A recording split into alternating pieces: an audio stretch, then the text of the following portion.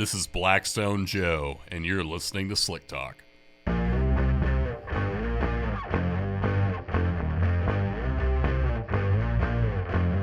If I say I'm an oil man, you will agree.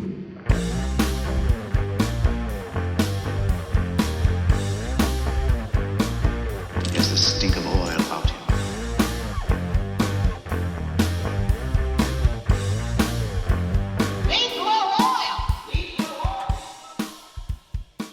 Welcome to episode 81.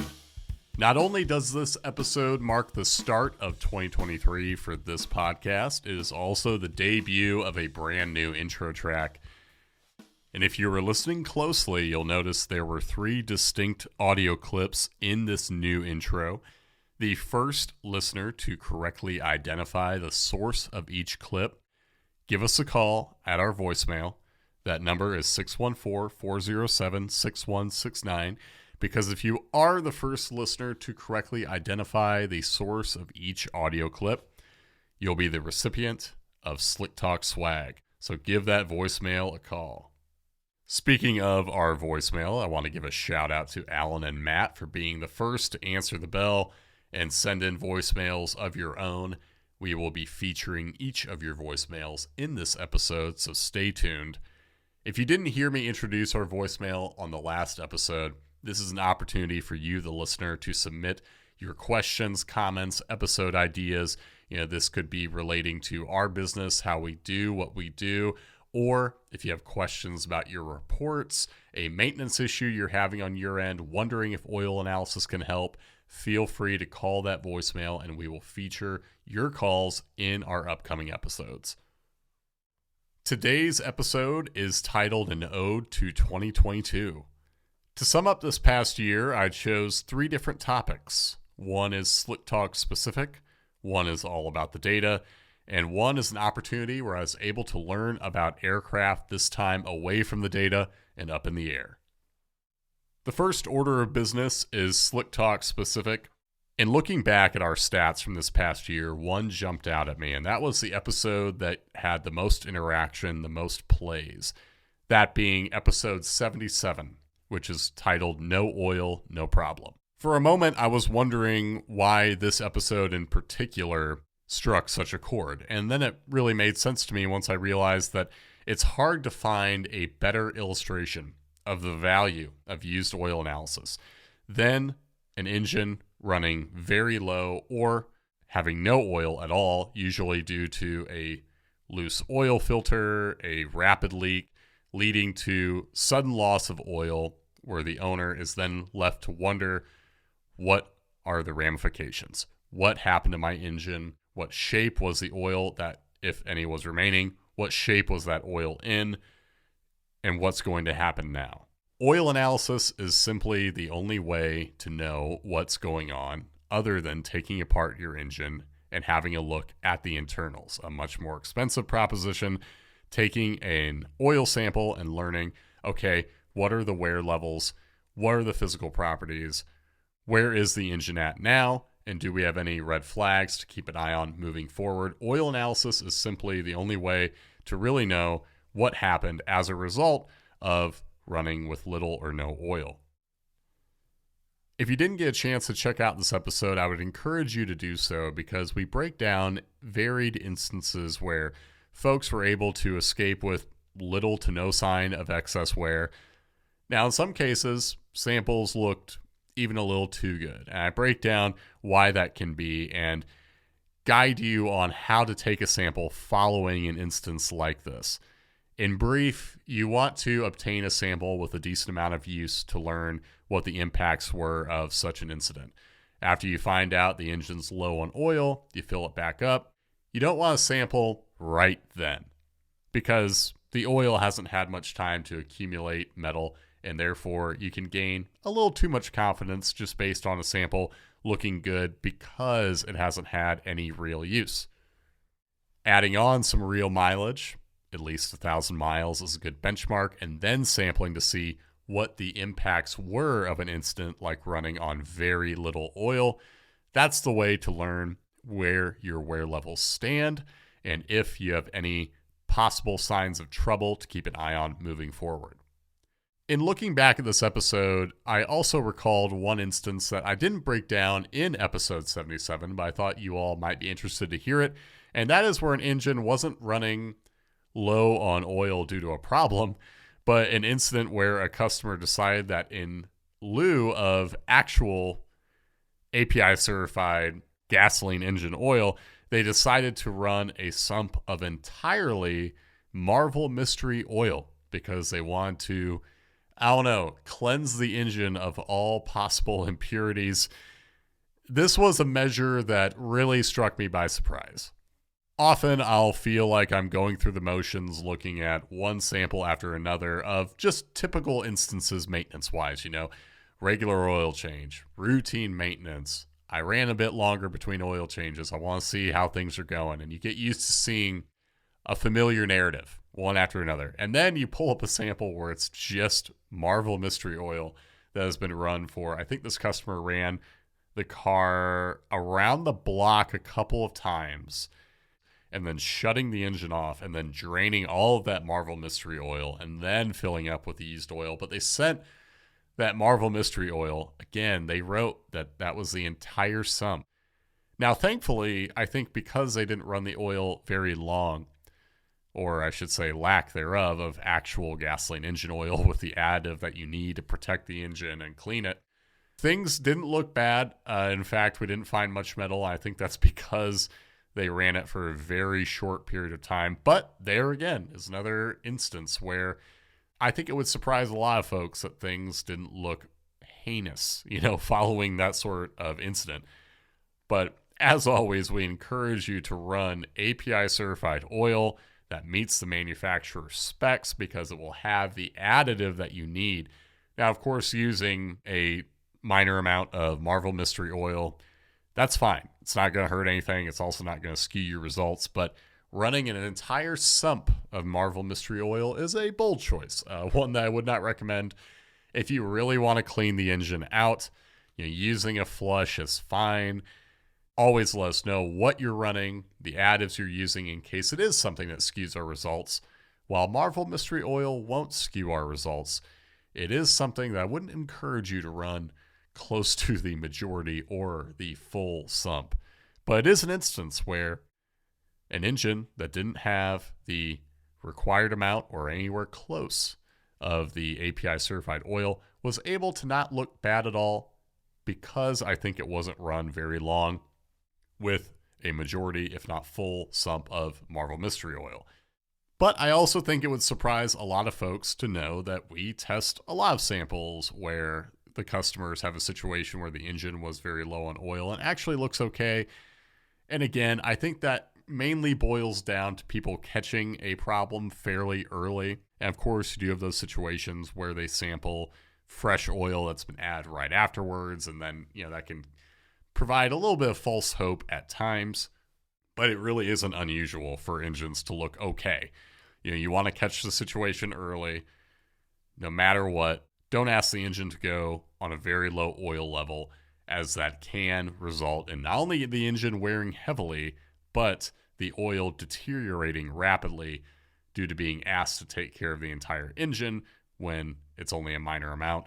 Take care of that oil level ASAP if you find yourself in an incident where you're running on very low. Hopefully not, but sometimes folks will run out of oil entirely, shut the engine off, add the oil, and then we'll go from there.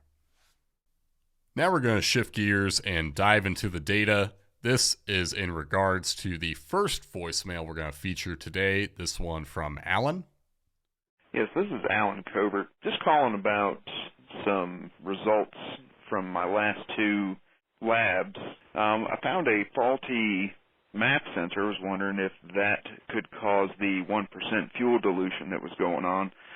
Really enjoy the podcast. Keep up the great work. This was a fun question to investigate on my end. So I started by looking at samples in our database where customers had noted a faulty map sensor, and then I went looking at the results.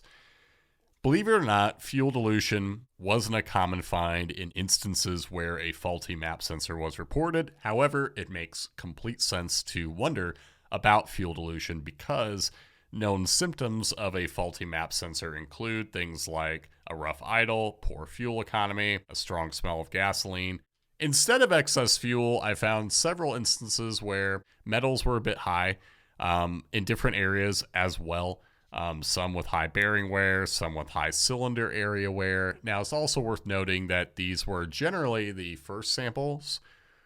These were generally engines where we didn't have a lengthy track record, so it was hard to know for sure if the excess wear was indeed a result of the faulty map sensor or not. But the main thing I want you to take away from this research is that fuel dilution was not a given in these cases. Now, in Allen's samples, we were finding mild amounts, 1% fuel based on the flash point. It is certainly possible that the mild amounts of fuel that we were finding were related to the faulty map sensor. The good news, though, is that if we were to find amounts such as this again after the map sensor is corrected, then I still wouldn't have a reason to think that there was a issue with the fuel system, the map sensor, so on and so forth, because 1% is mild enough that it could also be from normal use. So at the end of the day, whether this is related to the map sensor or not, it's not a concerning result. But here again, we have an illustration of the value of used oil analysis in the sense that were the customer not to have sampled and merely had a faulty map sensor in play, they would be left to wonder what, if any, fuel dilution is there. Is the engine wearing poorly as a result? Is the oil's physical condition being impacted? All of this would be unknown without sending in a sample of the used oil. So credit to Allen. We know that the amounts of fuel have been mild. They could certainly be related to the map sensor, but were this situation to arise again, that being a small amount of fuel, still not reason to be overly concerned. We're always mindful, though, of mild amounts. Even though I'm going at length to describe this as a benign result, it's still one that we do keep an eye on.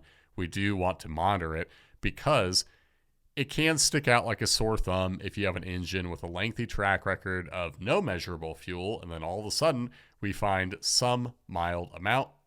Like when I'll be looking at aircraft, sometimes there will be files where we have 20, 30 samples worth of data and no measurable fuel. And then we'll see, say, a trace. A trace, obviously, as mild as it can be. That's below the 0.5%. We can start putting a percentage on. But we're still mindful of it suddenly showing up out of nowhere. So that can prompt a question. Was this a cold sample? Was it a sample taken after a short flight, a brief ground run, whatever the case may be? We want to know if there is a change from the norm because it would be a likely explanation for this sudden development. Keep us posted, as Allen did here, credit to him, when you have a known issue on your end or if you have a question about why this result could be. The more information we have, the better off we are, and fortunately, only mild amounts of fuel. If it's not impacting the oil and they clear up, it's mainly just something to note. Now we step out of the office and up in the air, where I found myself in an RV-12 piloted by none other than President of Blackstone Laboratories, Ryan Stark. This was my first time flying in a general aviation aircraft, and not only that, really only the third time flying ever. I'd flown to Dallas, Texas in high school. I'd flown into Punta Gorda Airport in Florida one time. Needless to say, flying is very new to me. It's not because I have a phobia, per se. I'm just far more comfortable behind the wheel. Maybe that has something to do with my dad having been a trucker for so many years, but either riding shotgun or being behind the wheel for hours at a time doesn't bother me. And with this being my first time up in the air in a general aviation aircraft, I'll be honest, I didn't know how exactly I was going to handle it. So of course, every step of the way, I nodded and said, I'm ready to go, I'm fine. And meanwhile, in my head, my thoughts are racing, but I want to go through with it. I want to know what it's like, and boy, am I glad I did. Having the chance to go up and fly in an RV-12 was a trip literally around Fort Wayne, and seeing Fort Wayne from this particular vantage was so cool. It was a flight that allowed me to have such an up-close and personal experience because when you're flying on a commercial aircraft, it's really easy to just zone out, take your mind off it, turn up some music, just sort of be somewhere else mentally. Whereas When you're up in an RV-12, it is very immediate. Everything is immediate. You are, if you are like me, 6'2", which is just tall enough to fit. Otherwise, any more height, and I'm not sure I would have made it. But being up close and personal with the experience the entire time is so cool. And it goes from visceral, I think, to comfortable. And then by the time you're landing, it feels honestly far more comfortable than I could have imagined. And it was such a cool experience. I want to have again. And really, it just allows for a better connection, I think. So if you are a potential aircraft customer, you've been wondering, does Blackstone really care about my aircraft? Do they have people who are invested in this field? Do they have people who even know what these engines look like up close? You can rest assured that not only do we have multiple pilots on staff, we have analysts who have been in these aircraft. They know what the experience can be like, and they can relate to you on a level beyond the data, the report. We care enough about what you're experiencing up there to get a taste of that experience ourselves. And really, it just makes for a better report, a better comment, and analysis that takes into account what it's like when you're up there, because we have been there too. Not only was this a great year for the podcast, it was a fantastic year for our social media interaction in general. A couple of projects that we completed this year, and I want to make sure to shout them out. The first being oil analysis from start to finish. This was a video series we worked on in partnership with Sonny, aka M3 Tech. You can follow him on YouTube, M-T3CH. Check out his YouTube channel. If you are an M3 owner or a BMW enthusiast, I think you'll find a lot of great content there. And in our series, Oil Analysis from Start to Finish, you get to learn so much about Blackstone and also what it's like on the customer end. If you are new to this, you will see how we put our kits together, what it's like to take a sample. Credit to Sonny for properly showing how to take a sample. Then you get to see what it's like during the analysis process. What does the lab work include? How do we get our samples ready for testing? And then you have a live chat between Sonny and myself where you get to have a breakdown of the results. What do these elements mean? The physical properties, the tests we run. What are the impacts of certain results, the differences in the types of oil you use? You get a whole lot of information that if you are either new to this or you want to become more of an expert at what we do, this is a video series for you. So check out Oil Analysis from start to finish. We have reels on our Instagram that are just brief previews. So if you've only seen those, go to our YouTube for the full episodes of Oil Analysis from start to finish. Another collaboration I'm proud of, and this ties in with our second and final voicemail of the episode, is one we did with Matt B, aka Garage_Engineer. That's his Instagram handle. Go check him out. He puts out great content. A lot having to do with his 87 Camaro, a car that we are fortunate enough to have samples from, and we're glad that we linked up with Matt. If you don't know his story, check out our collab episode of Slick Talk, episode 59, titled Behind the Wheel with Garage Engineer. We were able to detect a coolant leak in this particular engine, and thanks to Matt's effective maintenance, he was able to correct the problem, and you get to learn all about this car, the samples he sent in, the way he was able to make a comeback with this engine. It's a fun story. Matt's a great guy. Go give him a follow on Instagram. It is a collaboration we hope to do again this upcoming year. Hey, this is Matt Burney calling from Boston, Massachusetts, also known as Garage Engineer on Instagram. Just want to say thanks, Blackstone Joe, for having me on the podcast earlier this year. You really gave me some confidence in my car and helping me diagnose a head gasket issue and fixing that issue and having some positive results after that and making sure that the problem really was solved really helped me, have some confidence driving the car a ton this year. So big thanks to you. Hoping we can get some more miles and some more tests in next year. But just want to say thanks again. It was a huge help having those tests done and giving me some confidence in my car and saved me a lot of money diagnosing some wrong problems. So looking forward to doing many more tests next year. Thanks, Joe. Bye. This is Blackstone Joe signing off. Thanks for listening.